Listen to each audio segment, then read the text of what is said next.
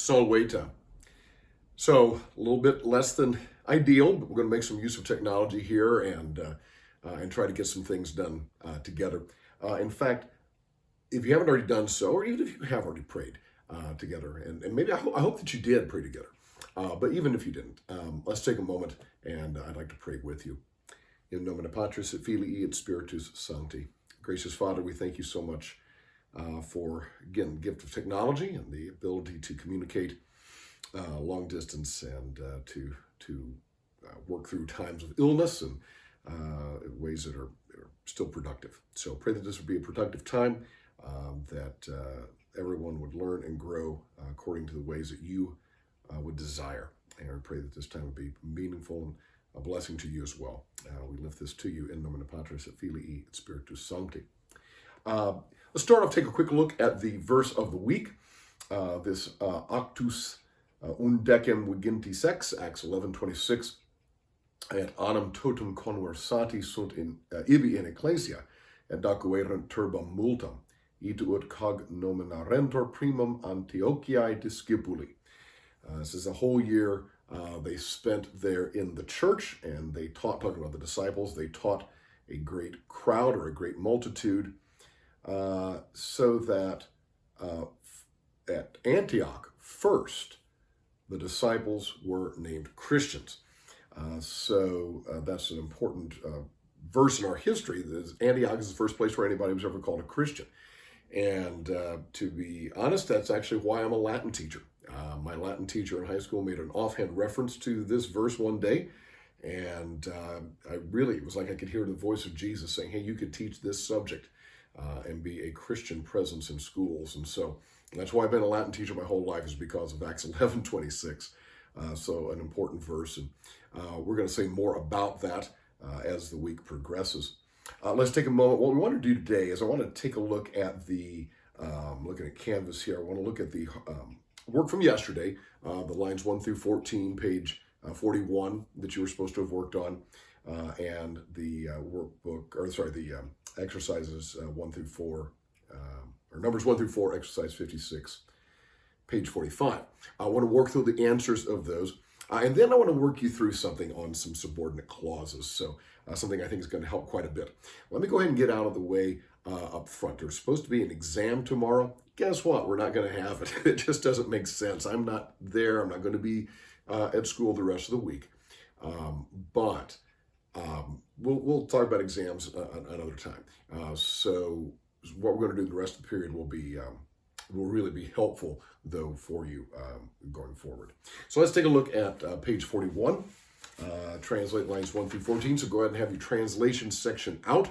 By all means, pause the video if you need to. Go back, need to replay something, go ahead and do that. But correct things. If you have something different and you're not sure why, certainly feel free to task each other. Somebody else may have figured out why. If not, certainly make a note, ask me. You can shoot me an email, shoot me a message through Canvas. Of course, ask me when I get back next week. So here we are, page 41. Ita bellis per totum orbem confectis.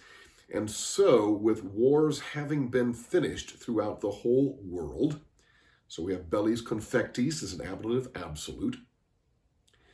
Octavianus Octavian Augustus, returned to Rome, duodecimo anno quam consul fuerat, in the 12th year after he had been consul. Ex eo rem publicam per quadriginta et quattuor annos solus obtinuit. From that point, he held the republic. In other words, he was in power. He controlled the republic throughout 44 years. And it says he held the republic solus. He held the republic alone for 44 years. Ante enim duodecim annis cum Antonio et Lepido tenuerat. Before that, he had held it for 12 years with Antonius and Lepidus. And you should see an ablative of accompaniment there in line 4, cum Antonio et Lepido. Ita ab initio principatus eius usque ad finem quinquaginta et sex anni fuerat. And so, from the beginning of his principate, or the beginning of his rule, usque ad finem, all the way to the end, there were 56 years. So his entire reign as emperor was 56 years. Obiit autem 76 anno, morte commune in oppido Campaniae Attila. He died, however, in his 76th year of morte commune, literally common death or natural causes. Right? He wasn't assassinated, it wasn't something like that. But he died of natural causes in his 76th year in a town of Campania called Attila. Campania is one of the regions in Italy, like Latium is the region around where Rome is. Campania is a nearby region, and he died in his 76th year. And it's worth pointing out, maybe just even in your history culture notes there, that 76, I mean, that's not a bad age, even in today's time period, and certainly back then, to have lived 76 years, that's a long time. And the fact that he died of natural causes also says something about the fact that he was a good ruler, which Eutropius is going to talk about here in just a moment. Nobody wanted to kill him. So that's a really good sign. And you know some stuff about world history, you know that isn't always the case.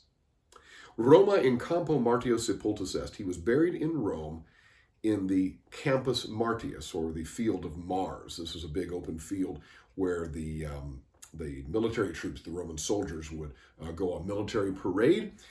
Again, you might want to throw that in history, culture, mythology notes.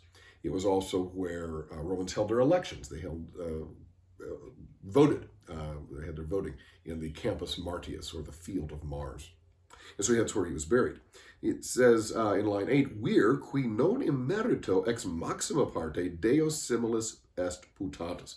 A man who, non immerito, not undeservedly, ex maxima parte, by the greatest part, meaning the greatest part of the people, was putatus est similis Deo, was thought similar to a god. Now, something you got to remember here, Eutropius is writing nearly 400 years after the time of Augustus. And sometimes you need that long view of history to really judge whether a leader has been good or not. And so 400 years later, Eutropius is able to say, you know what, most people thought this guy was godlike. And there's two things that are really significant here. First of all, most people thought that, ex maxima parte, right? It's not just his friends who thought this, but most people thought this. And then Eutropius says, non immerito, not undeservedly.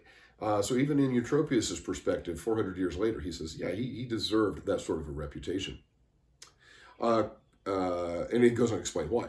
Neque enim facile ulus eo aut in bellis felicior fuit, aut in pace moderatior. It says, for there easily, he said, there was no one who was felicior in bellis, who was luckier or really more blessed in war, or moderatior in pace, or more moderate in peace. So he was a successful warrior, but he was also a good leader during peacetime. Quadringenta et quattuor annis quibus solus gesset imperium, for the 44 years in which he alone held the empire, ruled the empire. Now notice what he says about him. He civilissime vixit. He lived most like a civilian. Right? He didn't lord it over people like a king or a tyrant, but most like a civilian. He was most generous, liberalissimus, in cunctos, toward all. Cunctos is a synonym for omnes. He was most generous towards all. He was fidissimus in amicos. He was most loyal toward his friends. And before we finish that up, just notice that civilissime, liberalissimus, and fidissimus, all of those are superlatives, right? Because of the double S. So he was the most of all of those qualities.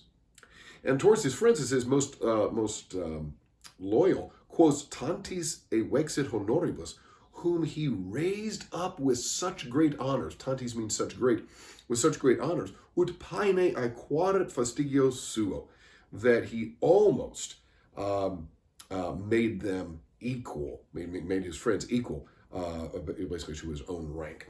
So this is a guy who did not mind sharing honor. So go back through, make sure you check your translation there, note any questions if you have them.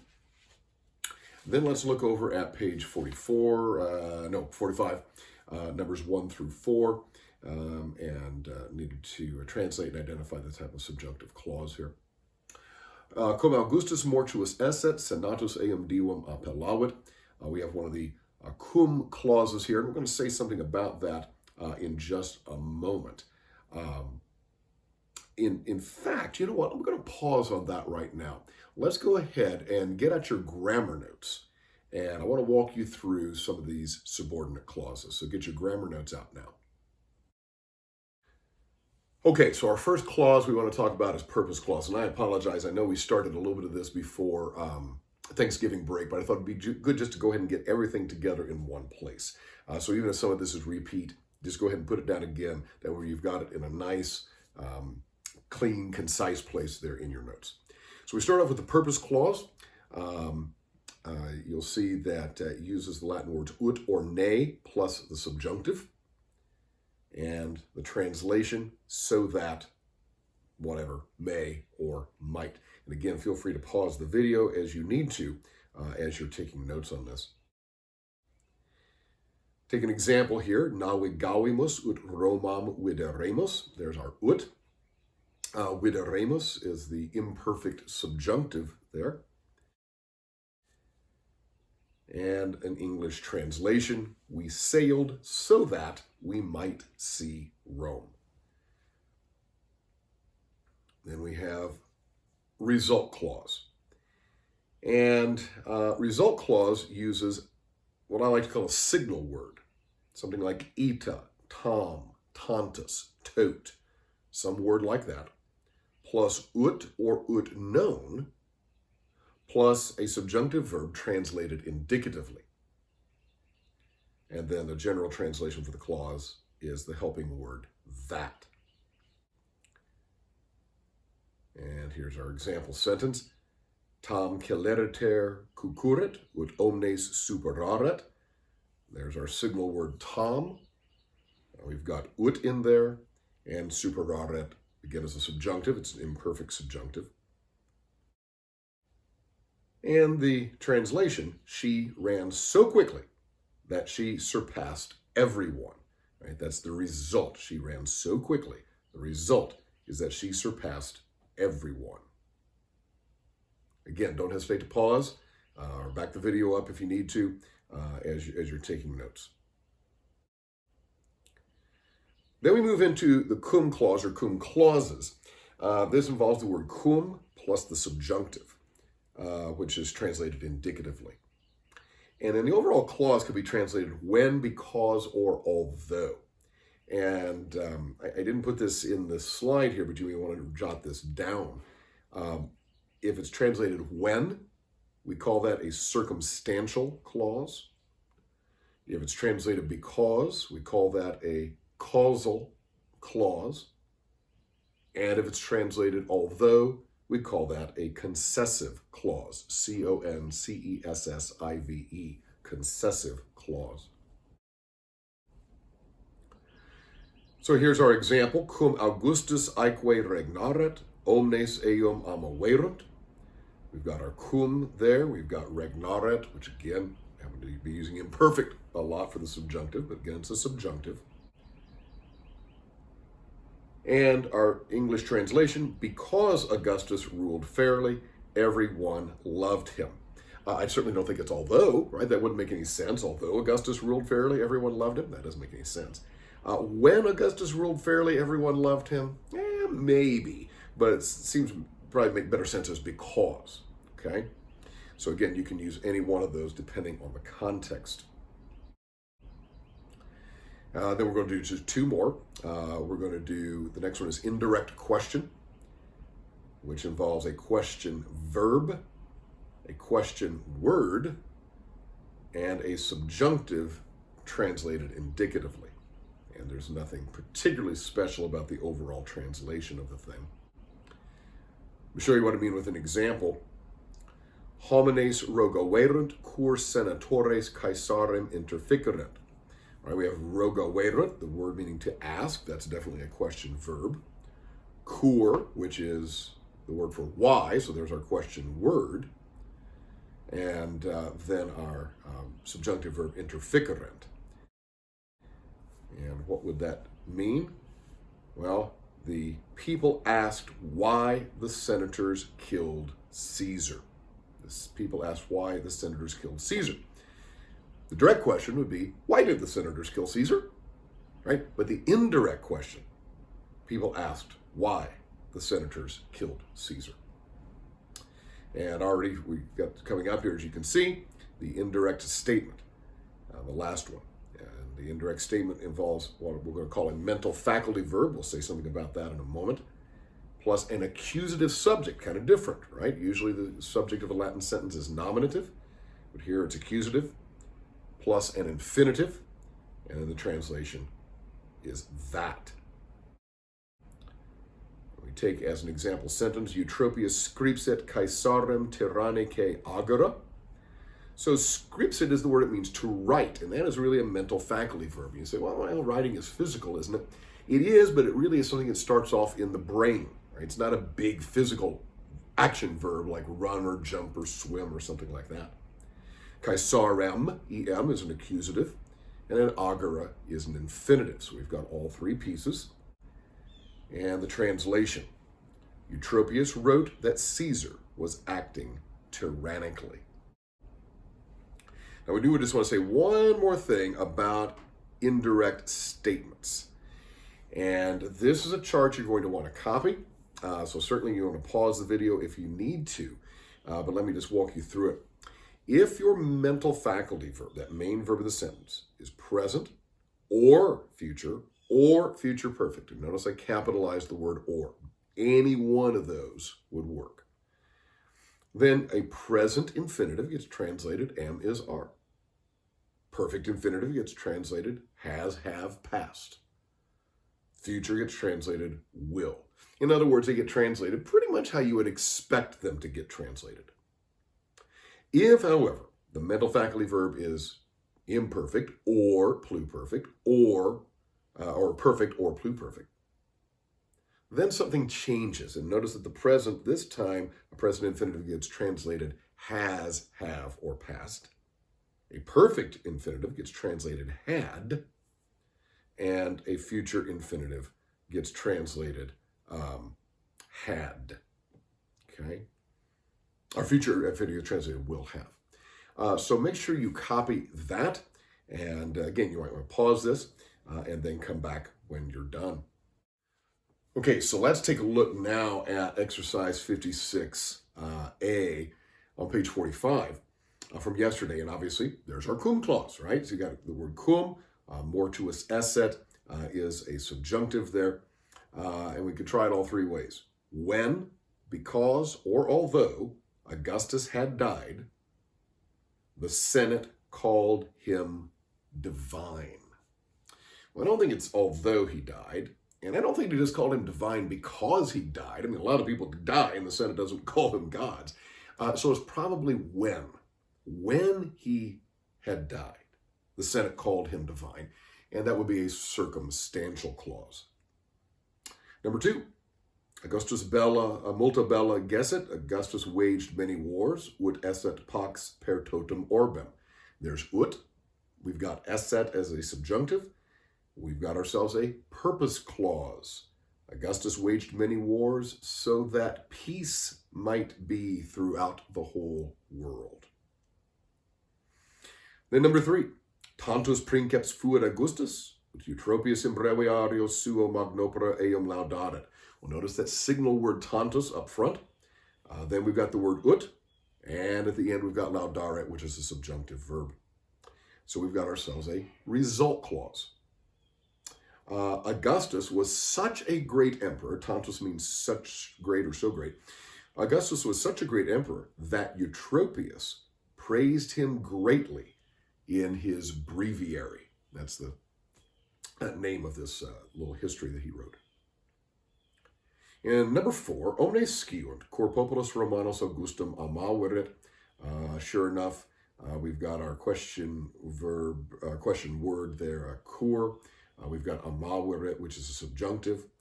Omnes sciunt, everybody knows, cor populus Romanos, why the Roman people loved Augustus. And you can even kind of hear that there. That would be the indirect question. Right? The direct question, why did the Roman people love Augustus? And indirectly, everybody knows why the people loved Augustus. So if you would, go ahead and make notes, get any questions, certainly ask each other. Certainly feel free to message me those as well.